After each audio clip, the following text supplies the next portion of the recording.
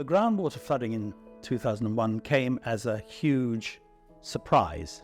I think it's had an effect on me because it's made me aware of what might happen. I think whenever one is faced with something that could seriously affect your property, it would have affected the way that we run our lives, then it's bound to stay in the mind. Historically, I gather that it hadn't ever flooded in this way before. And it came after several months of pretty intensive rain. It just seemed to rain from September through to the beginning of January, non-stop. The water flow was arrested about 1.5 miles up the valley by a road which crosses the valley on a raised embankment. And that raised embankment acted like a dam. And there was serious concern that it would actually give way. If it had come down, it could have been a wall of water. When I tried to warn people who I felt were within the danger zone, they didn't believe me.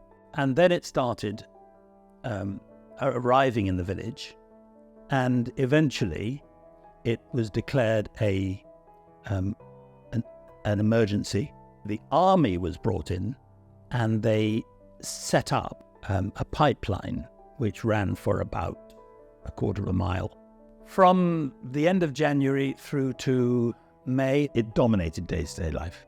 I think people don't appreciate the enormous timescale we're talking about.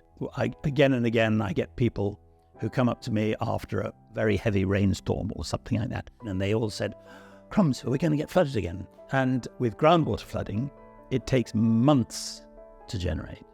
It takes months for the water levels in the soil to get to the stage where it's going to flow over ground.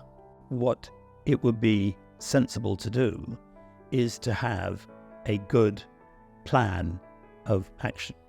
I think a groundwater alert system would be really, really useful because it would give you reassurance. It shouldn't be left to laymen like me to say help.